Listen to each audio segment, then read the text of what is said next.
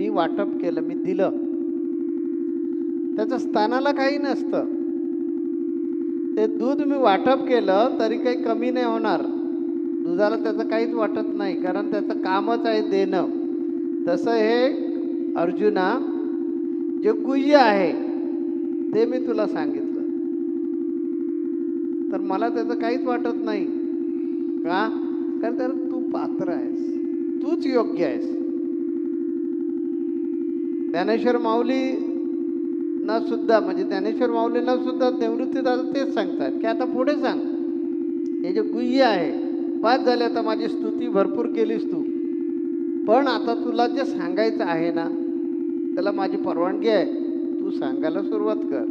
काय वापरलं बघा इथे. आपण जर संत संघाला येतोय आणि जे संत संघाला येऊन अनन्य भावे गुरूंचा बोध ऐकत असतील, तर गुरुनी हे ज्ञानाचा भांडार खुलं केलं तर तू वावगं काही नाही, ते केलंच पाहिजे.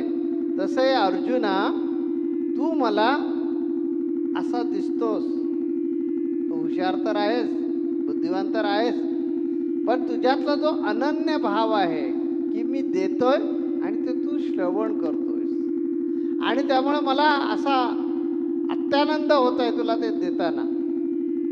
त्यामुळे श्रोत्याने इथं लक्षात ठेवलं पाहिजे नेहमी की गुरु देतायत, जाऊ दे ना, आठवड्याचं संत संघ करायचं म्हणून केला पाहिजे ना, नाही तर तो सेवा केंद्राचा अध्यक्ष गरजेर लावतो. बाबा गेलं पाहिजे, असं येऊ नका. गुरुनी हे ज्ञानाचं भांडार तुमच्यासाठी खुलं केलेलं आहे. का? तर गुरुंना वाटतंय की तुम्ही ते सेवन करताय म्हणून ते देत आहेत. हे अर्जुना, तू तुझ्यातला तो अनन्य भाव पाहून असं वाटतं की स्तनामध्ये असणारं जे दूध आहे ते दूध वाटप केल्यामुळे संपेल, पण त्याची बिलकुल चिंता करण्याची गरज नाही. का? अनन्य भावे सेवन करणारा तेवढंच योग्यतेचं आहे, आणि म्हणून द्यायला, ते वाटप करायला काहीच हरकत नाही. पुढे जा. जसं मगाशी आम्ही बोलता बोलता सांगितलं, स्तनाला त्याची काहीच किंमत नसते, परंतु स्तन केव्हा तृप्त होतं की पिणारा जो असतो तो अत्यंत विनम्रपणे पित असेल तर पाजणाऱ्या व्यक्तीला आनंद वाटतो, ती तृप्त होते. जसं गाईला तिचं वासरू ज्या वेळा लुचत असतं, तिचं स्तन तोंडात धरून ओढत असतं, पण अत्यंत समाधानानं जे ओढतं तर ती इतकी तृप्त झालेली असते, इतकी भारावलेली असते, ती स्वतःलाच विसरलेली असते, आणि आपल्या लेकराला, आपल्या वासराला ती पाजत असते. तसं तिला पाना सुटत असतो. पण तेच वासरू ज्या वेळेला तिचं ते स्तन चावत असेल किंवा मस्ती करत असेल, ते स्तनाला ज्या वेळेला तकलीफ होत असेल तर तिचा पाना आटतो. तसंच आहे श्रोत्यांचं सुद्धा. ज्यावेळी श्रोते तन्मन विसरून ज्या ऐकत असतील त्या वक्त्याला सुद्धा आतून उन्मळून येतं, आणि वक्ता सुद्धा आपल्या अंतःकरणात असणाऱ्या सगळ्या गोष्टी खुल्लम-खुल्ला करून सांगत असतो. त्यामुळे ज्यावेळी वक्ता जितका महत्त्वाचा असतो तेवढा श्रोता सुद्धा महत्त्वाचा असतो, हे लक्षात घ्या.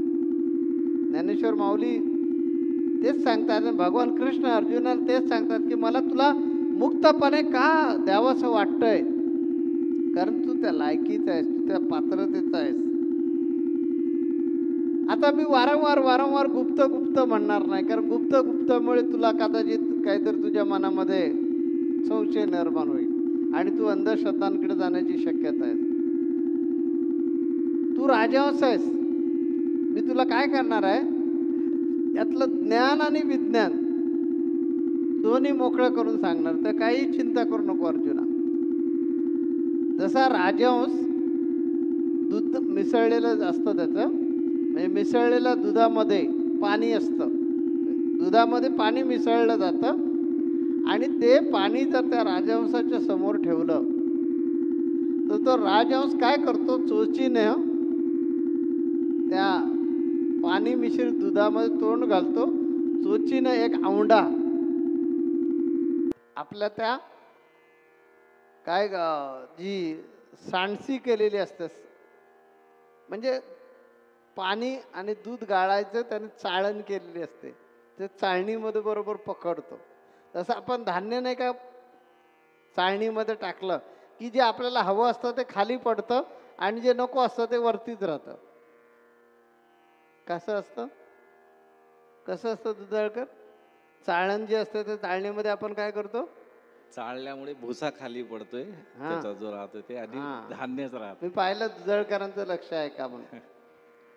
तर जे आपल्याला हवं असतं ते चाळणीत राहतं, नको असणार खाली पडतं. आपण मळणी काढतो बघा, ती मळणी काढतो, त्या मळणीमध्ये काय करतो आपण, तेच करतो. चाळणीमध्ये धान्य धरतो आणि वाऱ्याच्या दिशेला धरतो. वाऱ्याच्या दिशेला धरल्याबरोबर वारा काय करत असतो, जे नको असतं ते उडवून टाकतो, हवं असतं ते आपल्या चाळणीमध्ये राहतं, त्याच्या राशी तयार होतात. तसं हे अर्जुना, मी तुला एक गुह्य ज्ञान सांगणार, मग त्यातलं ज्ञान आणि विज्ञान तुला समजलं की तू तृप्त होशील. आता हे ज्ञान आणि विज्ञान समजण्यासाठी लक्षात घे, या पृथ्वीतलावर गुरूंशिवाय कोणीही समर्थ नाही. आता बघा, कुरुक्षेत्रावर सुद्धा भगवान कृष्ण आहेत, पण कुठल्या भूमिकेत आहेत? सारथ्याच्या भूमिकेत आहेत, योद्ध्याच्या भूमिकेत आहेत, की सद्गुरूंच्या भूमिकेत आहेत? तर अर्जुन रणांगणामध्ये खाली रथातून उतरलेला आहे आणि हात जोडून बसलेला आहे. एक ढोपर त्यानं जमिनीला लावलेलं आहे आणि एक ढोपर दुमडलेला आहे आणि असा दास मारुतीची जी पोज असते त्या दास मारुतीच्या पोजमध्ये बसलेला अर्जुन भगवान कृष्णाकडे असं मुख केलेलं आणि भगवान कृष्ण सांगतायत आणि अर्जुन ऐकतोय. अर्जुन या भूमिकेमध्ये कोण आहे? योद्धा आहे का? नाही, शिष्य आहे. आणि भगवान कृष्ण गुरूंच्या भूमिकेत आहे आणि हा गुरु शिष्यांचा संवाद चालू आहे. आणि भगवान कृष्ण ज्यावेळी प्रसन्न, गुरु थोडक्यात प्रसन्न ज्यावेळी होतात, ते इथून सगळं मिळत असतं ना सेवन करायला. तसं म्हणाले की मी तुला त्याच्यातलं काय करणार आहे, ज्ञान आणि विज्ञान फोडून सांगणार आहे. त्या गुह्य गुह्य म्हणणार नाही. आपण म्हणतो ना, हे जे ज्ञान आहे हे ते गुह्य आहे, अतिगुह्य आहे. म्हणजे गुह्य याचा अर्थ काहीतरी गुप्त आहे, काहीतरी म्हणजे अनकालनीय आहे असं नाही. अमोल, ज्याचं मूल्य काय आहे, ज्याचं मोल काय आहे हे ठरवता येणार नाही, असं हे ज्ञान. म्हणून त्याला गुह्य म्हटलेलं लक्षात घ्या. गुह्य याचा अर्थ काहीतरी खोल, गूढ, काहीतरी गूढ असतं एखाद्या, तशा प्रकारचा एक गूढ आहे का? गूढ बिलकुल नाही आहे. पण याचं मोल नाही करता. हे ज्यावेळी ज्ञान प्राप्त होणार त्या जन्म मृत्यूचे यातायाती आपोआप चुकणार आहे. म्हणून त्याला इथे भगवान कृष्णाने काय म्हटलेलं आहे? गुह्य. पण गुह्य आहे म्हणून ते अज्ञान पसरवणार नाही. अज्ञान हे गूढ गोष्टीमुळे निर्माण होतं. हे सूर्यप्रकाश इतकं लख्ख आहे की याचा आपल्याला संपर्क झाला की आपल्या जीवनातला अंधार आपोआपच निघून जाणार आहे. ज्यावेळी सकाळी सूर्य उगवतो त्यावेळी कितीही जरी घर दरवाजा बंद केलेला असला, खोली बंद केलेली असली, अंगावर घेतलेलं असलं, तरी सुद्धा तो काळोख सगळा निघून जातो, लख्ख प्रकाश पडतो. तसं हे एकदा गुह्य ज्ञान, गूढ नाहीये, लक्षात घ्या. गूढ जे असतं ते तंत्र मंत्र, जादूटोना, ते गूढ. आणि हे ज्ञान कुठलं आहे? गुह्य आहे, की याचा मोलच करता येणार नाही. याचं ज्यावेळी तुम्हाला प्राप्ती होते त्यावेळेला तुम्ही जन्म मृत्यूच्या याच्यातून मुक्त होता. म्हणून तर मी सांगतो ना, येता तरी सुखे या, जाता तरी सुखे जा, कोणावरी ना बोजा या जीवनाचा माझ्या.